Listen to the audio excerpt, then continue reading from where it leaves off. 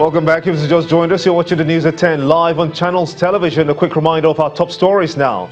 Main opposition People's Democratic Party, the PDP, threatens to pull out of the election peace accord following comments linked to Kaduna State Governor Nasir El-Rufai.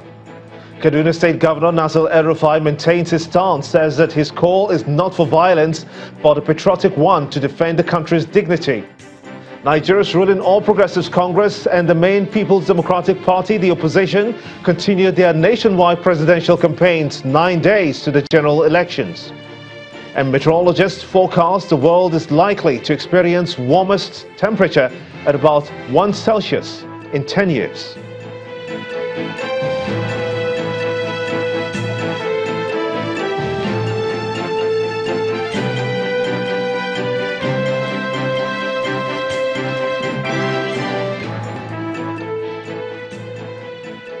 ChannelsTV.com has more information for you, and on youtube.com/channelsweb you can watch our videos. You can also watch us on your mobile device via your browser or download the Channels TV app for Android, iOS and Windows devices from their respective stores.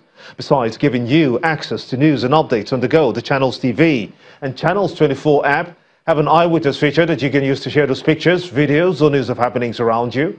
Just install the app, then tap and swipe to reveal the menu and follow the instructions. The governorship candidate of the Action Alliance party in Imo State, Uche Nwosu, is promising that welfare of the masses and food security will be top priority in his government if elected into office.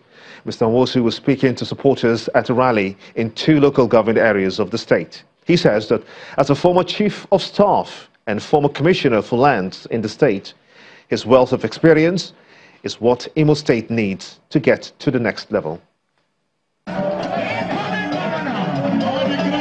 The campaign trail of the Action Alliance governorship candidate in Imo State, Uche Nwosu, arrives at Ahia Zumbise local government area, and excited supporters were on hand to receive him and his team. Addressing party faithful at the rally, Mr. Nwosu appreciates them for their support and goes ahead to tell them that he is indeed qualified to be the next governor based on his track record. I was the former commissioner for land. Go to Ministry of Land and ask about me. I'm the best commissioner for land during my period in Nigeria, not in the States. The team proceeds to Ezinite in Mbise, where his supporters also received him warmly. Here, Action Alliance chieftains speak on the chances of their candidate. He has that credibility. He has that political will to take decisions that will benefit the people of Imo State. He knows the nook and cranny of this state.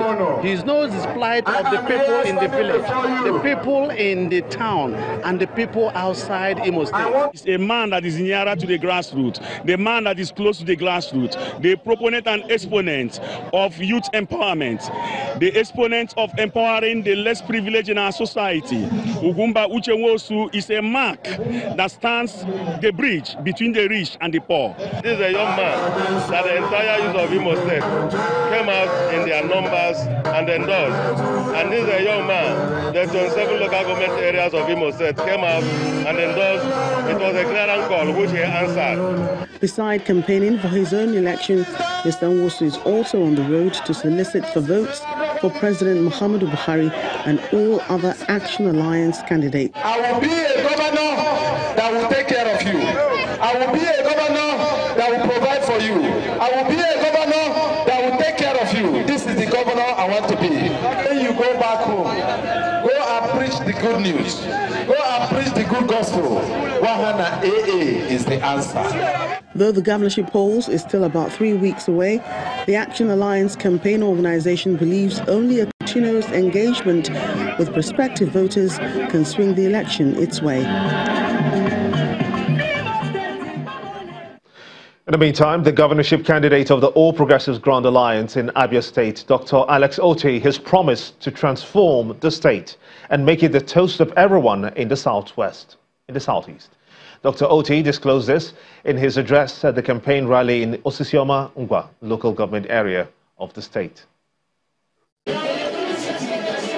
supporters of the governorship candidates of the All Progressive Grand Alliance APGA, Alex Otti, turn out in their numbers to welcome him and his entourage to Osisioma Ngwa local government area of Abia State as he seeks to campaign in the area ahead of the March 2nd governorship election.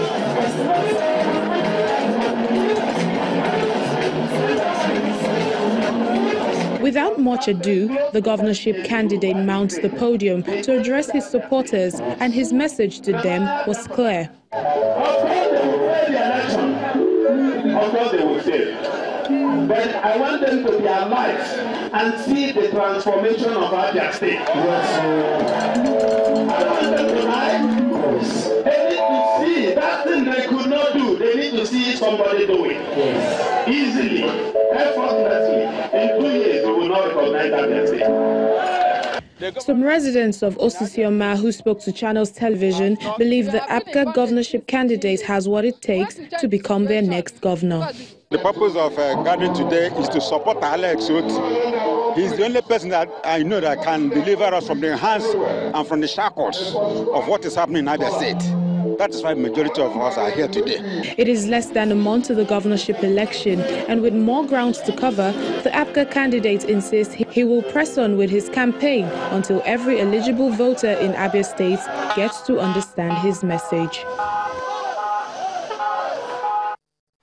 You're watching the news at 10 on Channels Television, reaching you live from Lagos. Let's quickly shift gears now, shall we, to our Abuja studios, where Linda Akigbe is standing by to take us through a couple of more stories. Linda? Hello Gimba, now welcome to Abuja.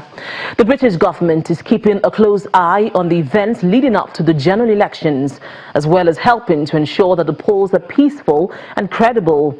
The new British High Commissioner to Nigeria, Ketriona Ling, made these remarks when she visited the Rivers State Governor, Nyesom Wike, in the government house, Port Harcourt. She said her government is also concerned about the stability in the Niger Delta. Meanwhile, Governor Wike believes the elections will be peaceful as long as INEC and the security agencies stay apolitical.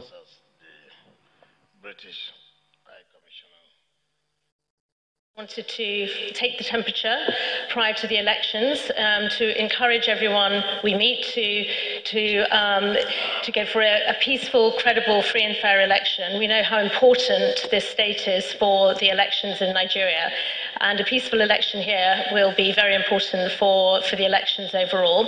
And secondly, the issues around the Niger Delta. Obviously, we have very big economic interests here, with Shell as one of the major partners here. So we wanted to understand how their business is going and some of the issues around the environmental challenges in the Goni region. Seek that you come to our aid. Look at the level of politics we're playing, that the PDP want to do their presidential rally in Kano. The Kano state governor has just realized that they want to renovate 2 stadiums at a time. Meanwhile, the president did his own rally there just last week. What kind of system? That you cannot give out a public place to the opposition to hold their rally. Yet here we are giving out to the president to hold your rally. What does it mean? Talk to people. So see where we are. If you cannot release a public place for people to hold rally, then what will happen in the day of election?